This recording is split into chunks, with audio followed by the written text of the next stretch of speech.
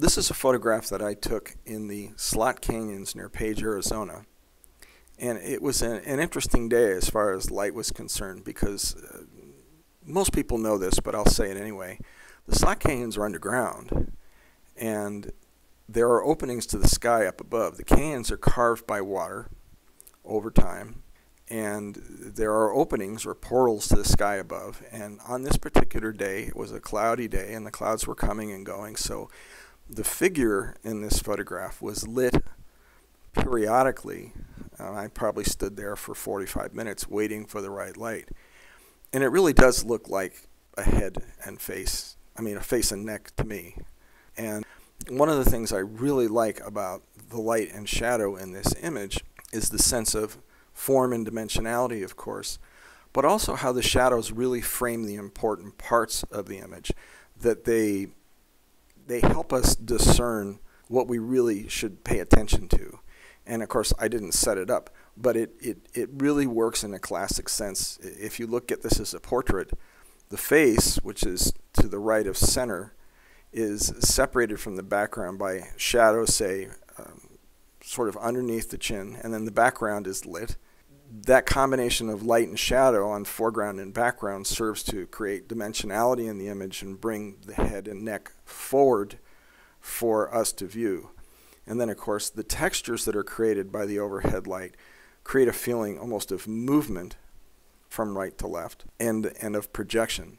So that I really appreciated the way that this looked. And to give you a better sense of the scale of this, from the bottom to the top of this photograph, it's probably 12 to 14 feet high. And the shadow to the left of what you would call the chin of the person, so to speak, in this image, you could almost stand up inside that. And so in many photographs, people say, well, what happened to the shadow detail? You know, the light's too bright here, so there's no detail in the highlight. But in this image, I think that letting the shadows and the highlights fall where they will and exposing for the main subject is the right thing to do, and then it gives the image its unique form and sensibility and sense of age and yet also presence. I think that's the word I'm looking for. I find this incredibly sculptural. You're allowing the light and shadow to sculpt the space in much the same way that water sculpted the rock.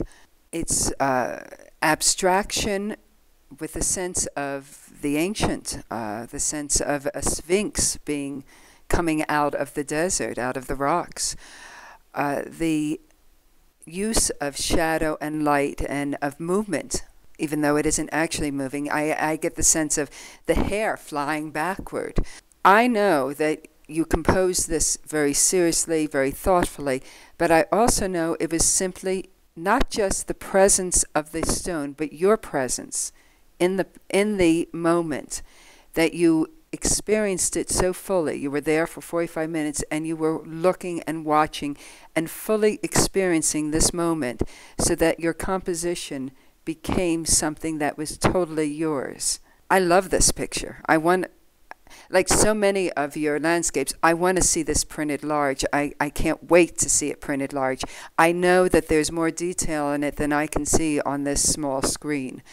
And I love the color, I love the light, I love the exposure. The mystery of the deep, deep darks is, I feel like I'm underground, and I feel like I'm looking up to the light and that the rocks are reaching for the light. It just feels such a poetic piece of work. I love it. Thank you, David.